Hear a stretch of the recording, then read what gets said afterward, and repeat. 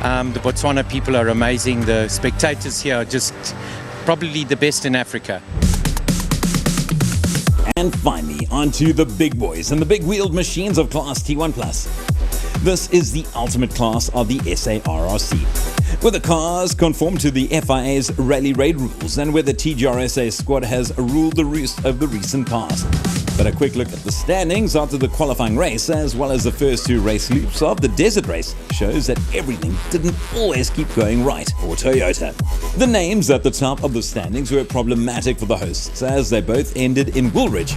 Gareth Woolridge and Boyd Dreyer were shooting the lights out with a 3-minute 6-second lead over brother Lance and his co-driver Kenny Gilbert. And in case you missed it, both these crews were fielding NWM Ford Castrol Rangers, not Toyotas. With that said, the next 3 cars were all from the TGRSA squad, and they were clearly lined up to pounce should anything happen at the head of the field.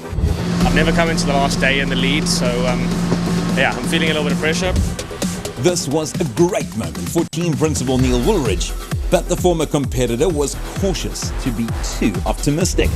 So we're in a good position. We've won the prologue and won the first day, but it's no use winning all the battles and not the war. So today's the war. We need to get through today unscathed. Across the way at TGRSA, team principal Glenn Hall was realistic about his team's chances, but he was clearly also hungry to go racing. If they can do it, great. If they can't, then they must bank the points, because the desert rate's 1.5 points, so we don't want to lose points here. But the man with probably the most pressure on the day was Henk Lategan, TGRSA's great hope for a win. The former champion knew that he had a massive task ahead of him, but was clearly quite concerned about the challenge that lay ahead. The team has given us everything, all the tools we need to be able to do it. It is a big gap, and we have to overtake both cars on the road and pull a gap. With that said, it was time to go racing on the final day of the 2023 Desert Race in Jwaneng. This was it. The day that stood between a number of protagonists and the sought-after desert race crown. It is the race that all drivers want to win most, but as with any other race, there can be only one. Add to that the age-old rivalry between the red team and the boys in blue, plus the added drama contained in the so-called sponsor's curse. And the final day of the 2023 TGRSA 1000 Kalahari Botswana Desert Race had all the ingredients in place to make for an epic finish. And at exactly 8:30 on the Sunday morning, the lights turned green once more to signal the start of the final day of the biggest rally raid race in Southern Africa.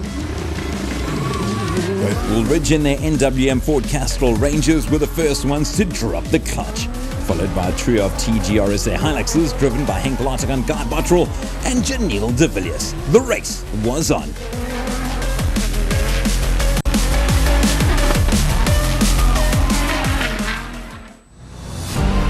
But before we bring you the conclusion of the overall race, allow us to tell you the story of the race within a race, the so-called Road to Dakar. The local SARRC, or Rally Raid Championship, is one of, if not the strongest national championships on the planet. So it's no surprise that South Africa and the South Africans in particular are major players each year when it comes to the world's toughest race. Each year there are several South African drivers and navigators competing at the Dakar, with even more cars and crews from local soil making their mark on the world stage. With that in mind, the Dakar organizers host a race within a race, the Road to Dakar, right here at the Desert Race. Drivers and navigators who express interest to compete at Dakar, but have not yet been to Dakar, and that don't race in a factory team, are entered into the Road to Dakar. The winner gets a free entry into the Dakar prize with the price tag of around 600,000 Rand. In Jwaneng, there were no less than 7 crews entered.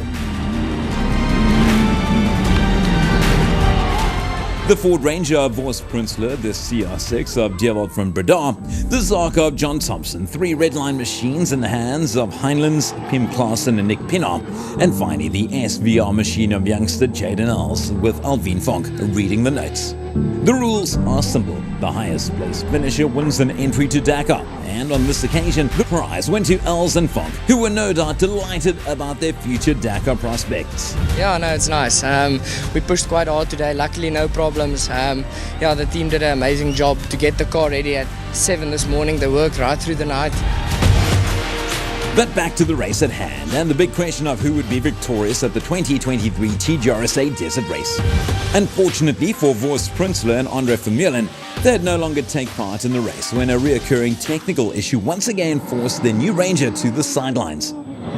This left the door open for a massive battle further down the field between the likes of the popular Horn brothers from Malalan in their Team Hilux Rally Raid Hilux and Gary Berthold and Henry Cohn in their Toyota Hilux. And the Century CR6 expertly driven by Dewald van Breda and Stompie Maynard. The boys from Malalan had to contend with a time penalty, so they dropped down to 7th in the end, leaving Berthold to fight it out with the two-wheel drive CR6 machine of van Breda. In the end, the old dog recorded yet another desert race finish, bringing his total tally of finishes on this tough race to way more than 20. But it was still only good enough for 2nd in class, as Van Breda drove a clean and consistent race to bring the big CR6 home in a fine 5th position.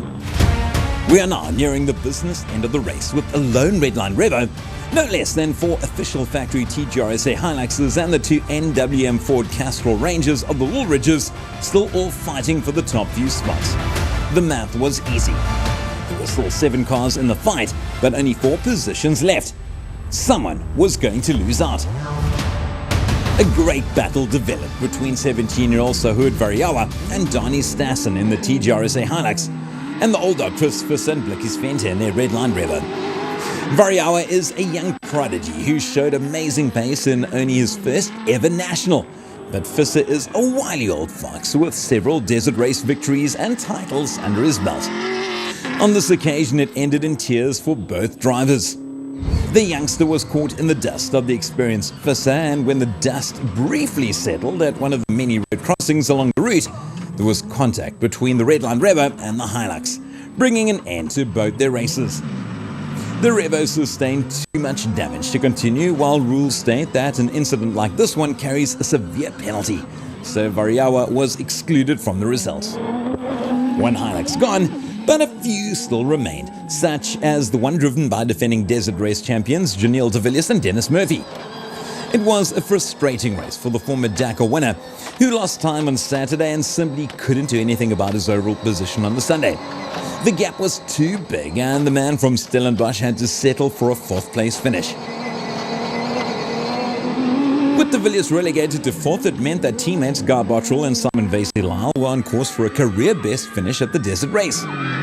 The multiple rally champion had shown his versatility since moving to the sport of rally raid racing, and on this event the Italian was both fast and consistent, despite doing around 200 kilometers of the race with very limited visibility thanks to a broken windscreen.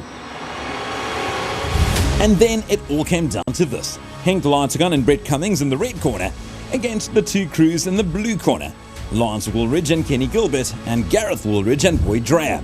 Laertigan had it all to do, but in order for the multiple SA champion to win the race for his sponsors Toyota, it meant that he had to pass both the 4s on the day and on the road. A tough ask, to say the least. And then the sponsor's curse struck as the Hilux slowed to a stop thanks to a broken drive shaft causing damage to the wheel bearings. It was all over bar the shouting, and Toyota's hopes of fighting for a victory were gone. In the end, it probably wouldn't have made a difference anyway, because the boys in blue put in a faultless performance on the day. The Rangers didn't miss a beat throughout the race, and in the end, the race turned into a heated battle between the 2 brothers instead. Lance got the first punch in with his victory during the qualifying race on the Friday, but since then, it's all been about Gareth Woolridge and Boyd Dreyer. History was made when they claimed the top 2 steps of the podium, adding the Woolridge name once more to the winners list after their father Neil was also victorious in Botswana on 3 previous occasions.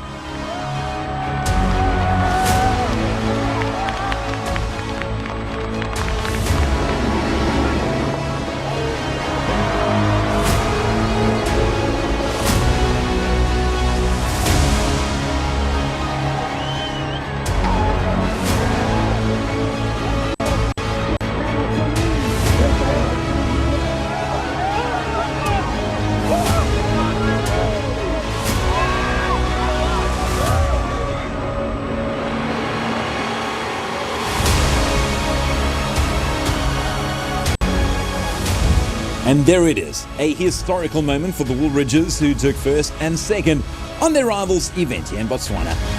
Bottrell claimed third for sponsors Toyota, with de Villiers fourth and Van Breda rounding up the top 5. But this was the moment that Ford fans and every member of the Woolridge family would cherish for a long time to come. A first and second place finish after 1,000 kilometers of the famous Toyota Desert Race. Yeah, it's taken a long while. We've been plugging at it, but we finally had the weapon to do it today. And yeah, the car was unbelievable and really, really chuffed. It was quite an emotional finish, I must say. The whole last lap, Boyd and I we're quite on edge, just hoping that everything is fine and we get to the end. You start hearing noises you shouldn't, and yeah, Dad was over the moon, the team were in tears, so it's really fantastic. It's good for Ford, a 1-2, it's definitely what we needed. And that, as they say, is that. The end of an epic 2023 TGRS 1000 Kalahari Botswana Desert Race. In a sense, it feels as if though the season has come to an end. Such was the scale of this year's race.